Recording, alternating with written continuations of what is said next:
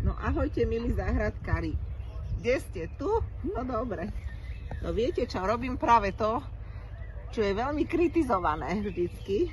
A to znamená, že obalovať si vlastné kríky a chrániť ich pred tým, aby vám to vyzobali nejaké drozdy. No ale môžete sa rozhodnúť, buď budete jesť vy, alebo oni. Takto to vyzerá, keď je josta zabalená. Samozrejme, že treba dávať potom pozor, aby sa tam nezamotali teda vtáčiky, treba ich naozaj zachrániť. Mne sa to stane možno tak 1-2 krát za sezónu a viac menej mi o tom dá vedieť môj psík Staninka, ktorá začne kňučať a doslova ma dovedie k tomu kríku, že tuto máme nejakého zamotaného vtáčika. Ale ako hovorím a spomínam, že stane sa to 1-2 krát a chodím okolo viackrát cez tú záhradu a dávam veľký pozor. Tuto idem robiť za chvíľku takisto aróniu, si idem obaliť a aby ste vedeli, tak mám naozaj jednu túto zabalenú jostu a k dispozícii majú vtáčiky ďalších 5 kríkov a aróniu si zabalím jednu a ďalšie 3 sú k dispozícii pre vtáčiky, takže vždy sa treba aj pekne s nimi podeliť. A ešte samozrejme máme rýbezle a sú rôznej farby. Tuto máme jednu červenú, tam pod tou slivkou, ako vidíte, my tu vytvárame krásne spoločenstva rastlín. Takto si to tu spolu žije.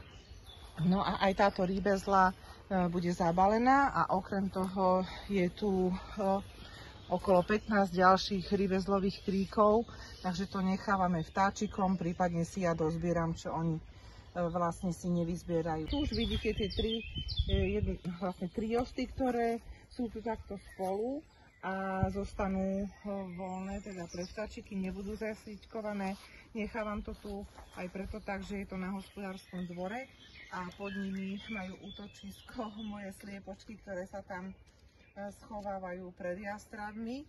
Tuto naozaj veľmi radi sú, no momentálne ale nie sú tu.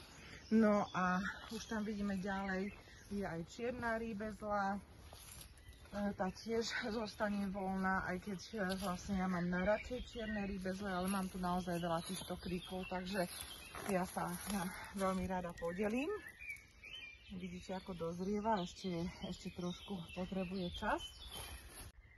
Ľudkovia, a rozhodla som sa, že vám v budúcnosti budem nahrávať viac takýchto videí, takže v prípade záujmu si pokojne kliknite na odber môjho kanálu. Takto si tu my žijeme, môžete sa inšpirovať ďalším videjkom, ktoré je tiež na mojom YouTube kanáli.